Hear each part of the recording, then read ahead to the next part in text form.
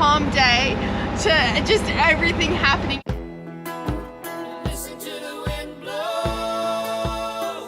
This episode brings us to Kagari, the biggest sand island in the world. We decided it would be a good idea to walk 11 k's inland to a freshwater lake to come back to some conditions that had completely changed the anchorage, forcing us to move on to Bundaberg. Stick around if you want to see some of the chaos that unfolded over the few days.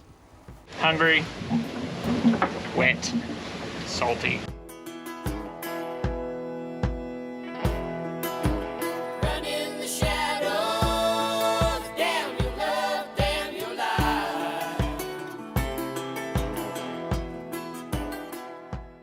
We just motor sailed the whole way here. That was like 3 hours of...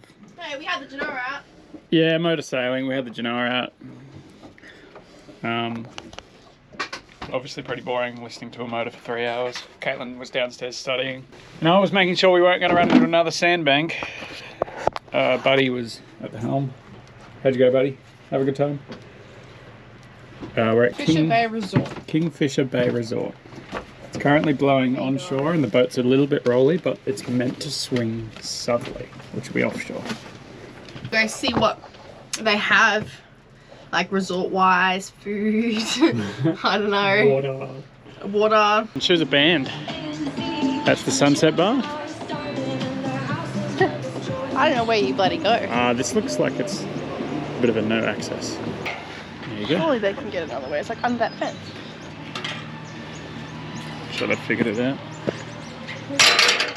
We're going for a walk to Lake Mackenzie from Kingfisher Bay Resort. It's like a 20k hike. not even joking. 11 k's each way. Yeah. This one. Does that sound like a thing? So I don't know how I managed to get this one to do this with me, but it's amazing. The sun is meant to come out. We found a glimpse in the weather to just send it and go for it. It'll be good. And hopefully by the time we get that the sun's out. It should be going on this thing. Yeah.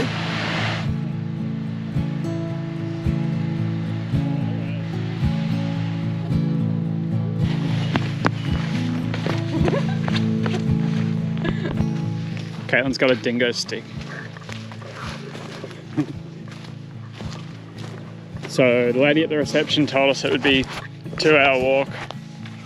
We're about half an hour in, and then we passed the sign that said it would be another 3.5 hours. But she's like, oh, it says that, but you can do it quicker. That must be for slow people. Hopefully. Yeah. I hope there's a servo up here somewhere. Cold Powerade and a meat pie would be good. Some clean water. Oh wow.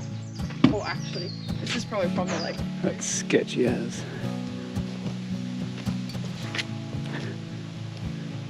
It's like a big swing. Hard work's paid off. We're almost there. Go for a swim. Caitlin wants to see the baby turtles. I want to hold the baby turtles. Last time we were here we found some little baby turtles. That was a long time ago though. I'm taking my shoes off right here.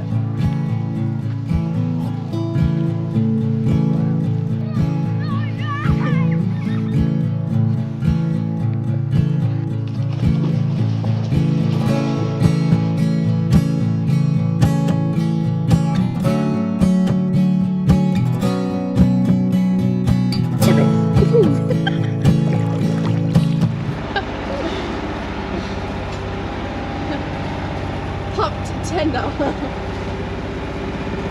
Tops tender in 25 knot winds. We just literally got back from Lake Mackenzie. Sad news, we had to walk both ways. We tried to hitchhike many times. The cars are too full of kids and stuff, so we couldn't hitchhike. We just got back. The boat was rocking, really hectic. The waves are gnarly in the bay. We got back to the boat and Dara was hoisting the dinghy and the hydro vane came down on the dinghy and popped it.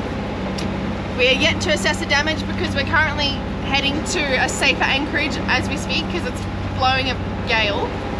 A calm day to just everything happening, and we're so sore. We've done over 31,000 steps today. On my watch, it's calculated. We are pooped. And we're still going. It's about to get rolling. It's about to get really rolling because we just pulled the head in. What's it blowing? 18 right now. Oh man. That was actually crazy.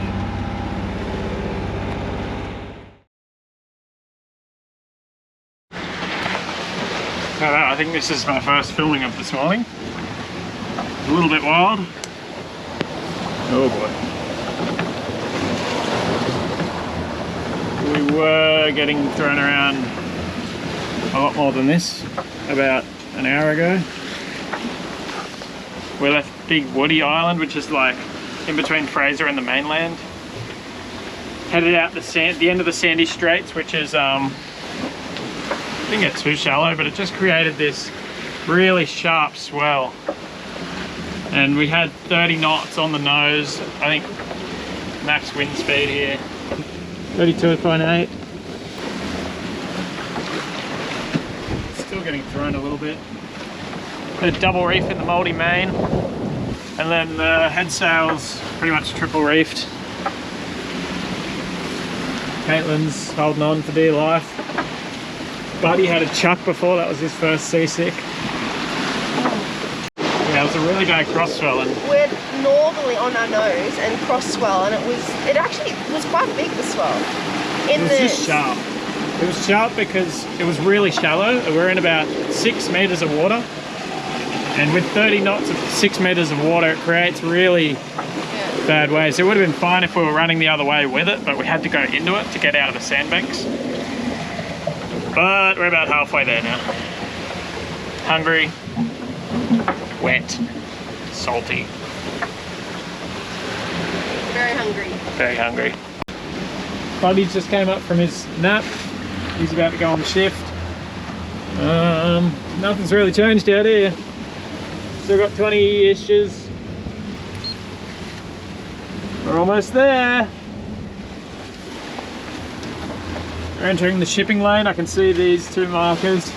Been told by a few people you can just cut into it closer to land, which works for us because we're kind of on a broad reach and I can't go out and then sail in. I'd rather sail up as close as I can. A bit salty.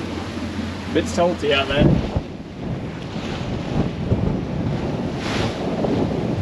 I didn't catch anything, I tried. This is our map to get to Lady Musgrave. We're in Bundaberg. We're going to be sailing up to Lady Musgrave. But we have boat projects and we need our whiteboard back. Oh, Caitlin's making sourdough. I'm going to make, I think, sea butter and sourdough. I'll decide that. Alright, give me some things we need to do in the next 24 hours. Washing, fill up water tanks, which you don't have to I do. need to dry that a bit better. The jerry cans at least. I've just repaired the dinghy. Come to a random beach. That was a gash like this. And I repaired it and then it was still leaking through this gap.